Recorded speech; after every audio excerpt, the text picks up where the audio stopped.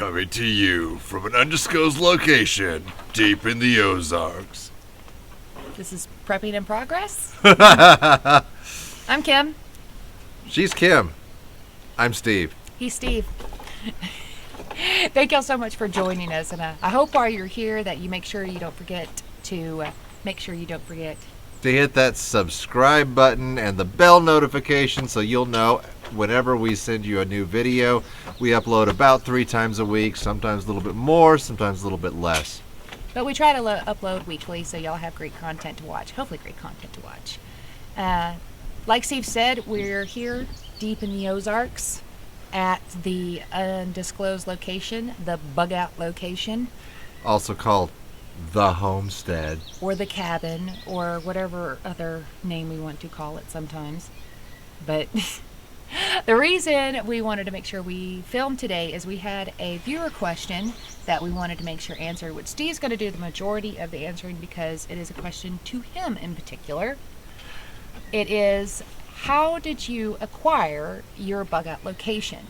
And on top of that, we'll go into maybe some advice on how to acquire a bug out location, but we'll give it Steve's story because this was his family home.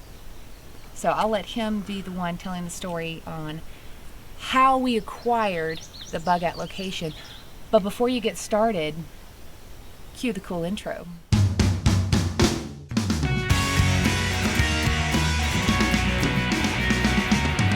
All right, guys.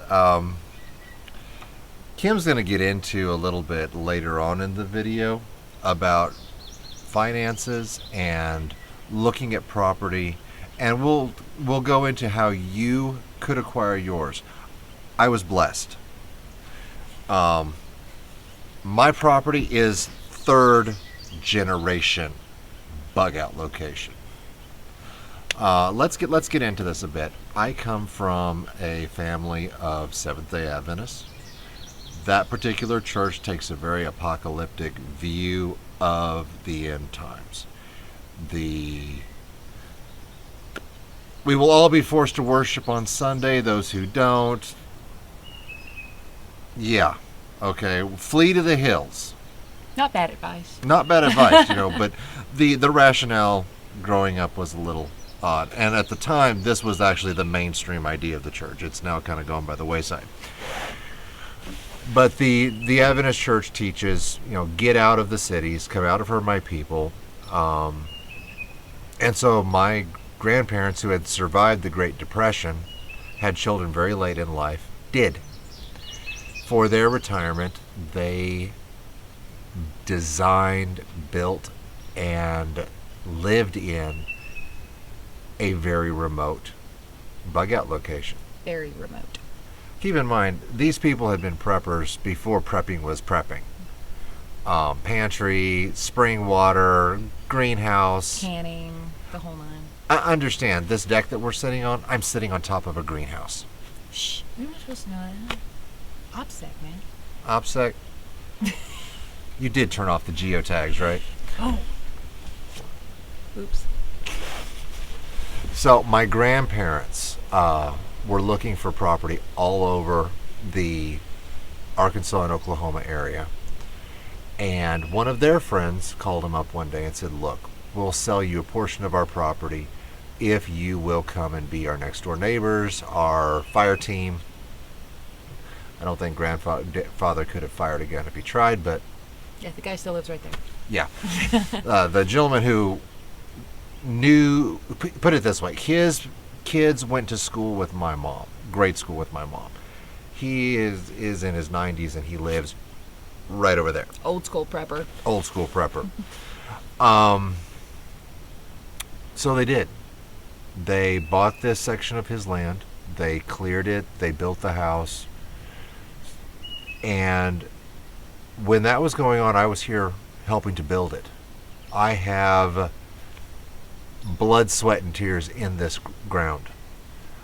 I helped build this house. I helped run the water line. I helped rebuild the deck. My adopted uncle and I rebuilt this entire deck by ourselves, and I helped build the original one. Okay. So my grandparents have left this house, this property, in the will in perpetuity to our family. My parents are on the same wavelength and have agreed to be caretakers for this property for me. I mean, it's mine. And I finally told them, I said, look, you pay the upkeep, you move in, and I'll help out. You keep my location, my retreat running. Now, I'm lucky. I have a built-in team. Okay? A family of preppers. I have a family of preppers. My father has just retired. I have an on-site handyman caretaker. Okay? I'm blessed. I earned my spot on this land. Okay? Partially by blood, partially by hard work. You don't always get that.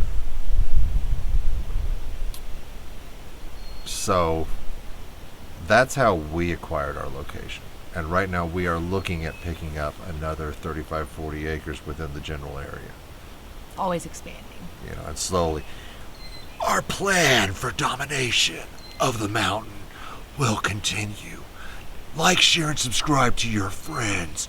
Get us monetized, and then we will be able to afford the grand scheme and the missile silo that goes down under the mountain. He didn't mean that, you two. But no, seriously, guys. Build a legacy.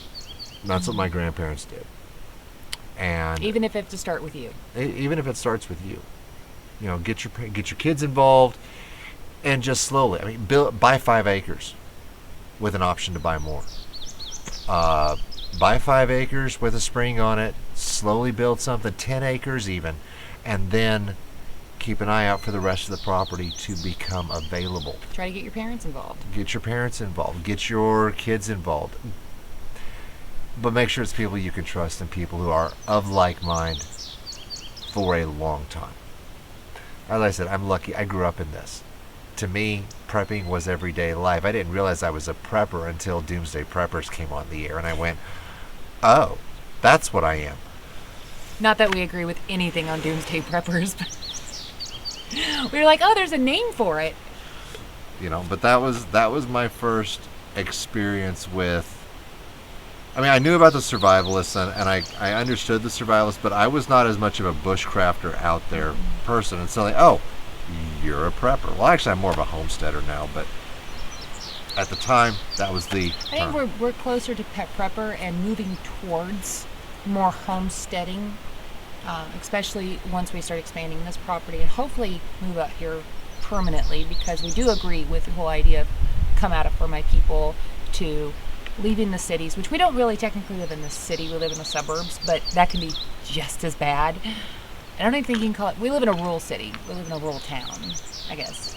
5,000 people. You know, it's very small, but that's 5,000 people. Yeah. And no. So if you're thinking about, well, I don't have a bug out location. I don't have any way of getting a bug out location. Possibly look in just starting with land. Undeveloped land can be cheaper. Make sure you inspect the land, find a spring, find a water source. Water is extremely important. We may do a whole video on just walking around the mountain here and showing you maybe what to look for springs, because there's springs all over this mountain. Go walk some land by itself, you know, with the option to maybe possibly, like you said, expand.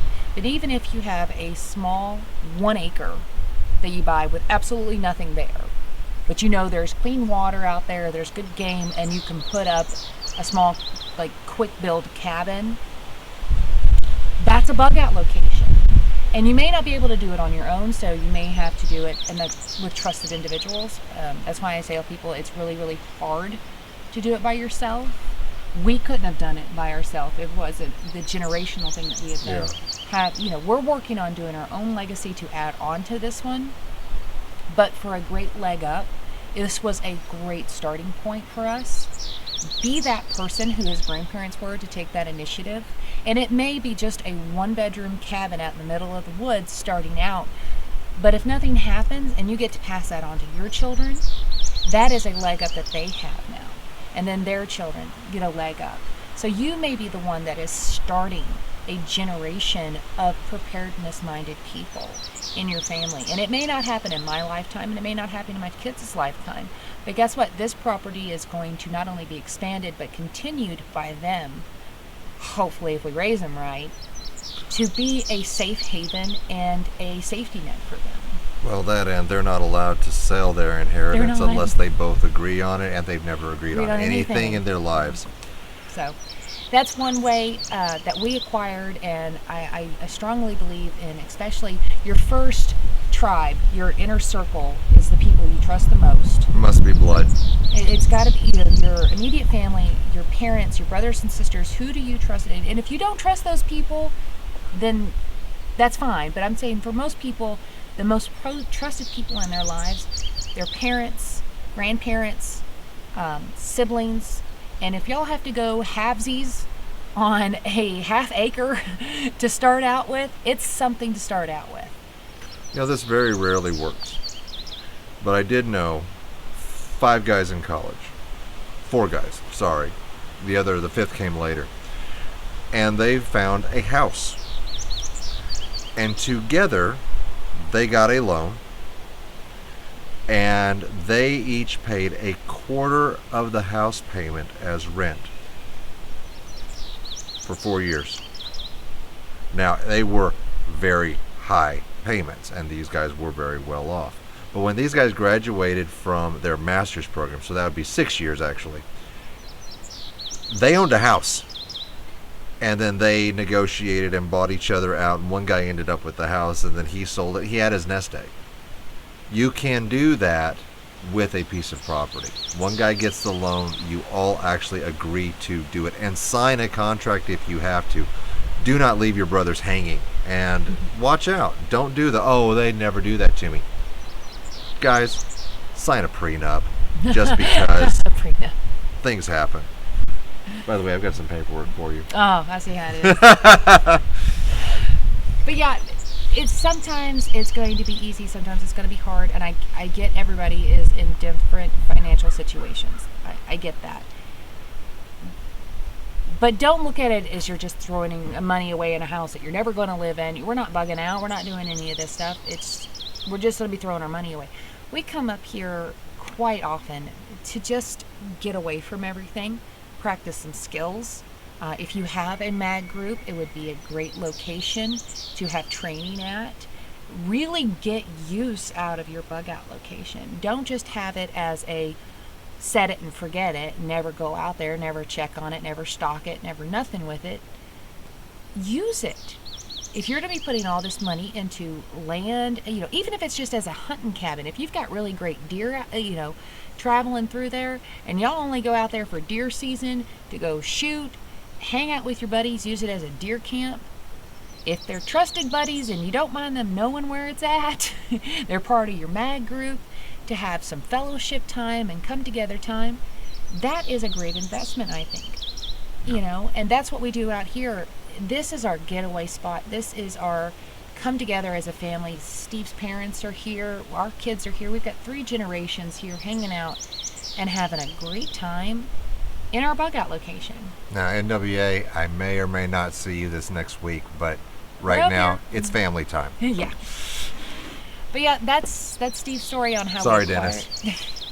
That's how he acquired his bug out location, and it's some ideas of how you might acquire yours. I know there's lots of people have done it similar to us, where it is a generational type situation. I want to say Bear was in the same boat with his mother-in-law. Was his mother-in-law and his mother? I think it's his mother-in-law. His mother-in-law, his wife. It was generational, and they're all in the same. We'll just say property. grandma. Grandma. That's what they call her, grandma. I never actually asked. I didn't want to pry. No. But it was a generational thing, and they all came together on it, and they're all helping each other. That's what family's for. And if your family extends to not blood relatives, that is a blessing. Yeah. But ours just started with just blood relatives. Oh, his blood relatives. I kind of got. Well, you've got Uncle Doug, and you've got Uncle Jimmy. Yeah. And they're not blood, but they have been here for me so many times I can't Their count. tribe. Their tribe. That's a definite. And then it expands out from there. Like I said, start with your inner circle and who you trust the most, and know who that person is. that maybe just one person expanding that and a little bit out, a little bit out. And once you get too far out, I wouldn't bring them into the bug out location, but definitely maybe nearby. Get them vetted. Yeah. But your inner circle of the people that you trust the most, see about going in with them, and especially if they're like-minded and they're on board, and maybe they're trying to figure out how they're going to do this by themselves, and you're trying to figure out how you're going to do it by yourselves. You don't have to go at it alone. And since we're drifting into the subject, we do have a video on Mags and how the courtship and the relationship of meeting people and doing drives. Yeah. So we're gonna throw it up Is here. it over there, I over can never. I here? think it's over here. I think it's up here in this corner, but Yeah. it may be in this corner. But somewhere in here, there's a little icon. Click on that, and we'll take a look at that. Yeah, go halvesies or quartersies. I don't know if quartersies is a word. Go in quarters, fourths. Don't try to do it by yourself. We We didn't do it by ourselves. It's to get a place like this. I don't know how we would have, if it wasn't for your forethought of your grandparents to Yeah. do this for generations to follow. Be that person who does that for not just yourself, but generations to follow. We would have had to buy the undeveloped land that we were offered a few years ago. Yeah. And it would have been very, very hard to get plumbing out there, to get it built, to get the water table done, to get the well. I'm on spring water, gravity fed. Gravity fed. I That don't need a was- well. Wish we had one though. But we have a well. Backups to backups to backups. Backups to backups to backups. But that hopefully that stimulates some ideas. Let us know in the comments below if you already have a bug out location. Was it inherited, or did you buy it outright, or it's just a small piece of property that you may be developing in the process? Kind of get some ideas for people who may not know how to go about it. Travis at Set Apart Homestead did a so you want to buy land in the Ozarks, so you want to bug out to the Ozarks That was a good video. yeah. And he had a person on there who actually is a realtor who deals specifically with us, with like-minded people, and they find definitely check out that properties video if you're- for you. I'll try to get that Link it below even. I don't know. somewhere Yeah. over here, or we'll get it in there, I promise. But if you're interested in the Ozarks, but even if you're not at the Ozarks, find some place that you can settled in at and be. I love it out here. You don't hear any cars. There's nothing. We've got a couple of neighbors. They're all on board, and so. But all right, guys, we're gonna get off here and go finish enjoying. Sun's going down, and we're about to go have dinner with the family, and I think it's going to be wonderful. It is Sabbath, and we are going to Not quite. The sun isn't down yet. relax, close our eyes, and Enjoy. enjoy the peace and quiet up here after the bustle of town life. And the drive. Wasn't my fault. My caravan leader disappeared on me. I tried to catch you. It's all good. All right, guys. Thank you all so much for joining us, and hopefully we get some more videos coming. So don't forget Definitely. to do the like, subs- share, subscribe-y thingy. Subscribe to us. They say we're hoping to eventually get some more videos out there for y'all. More weekly videos for y'all. So fingers crossed. So let us know if y'all want more content or just you hate us and you won't subscribe.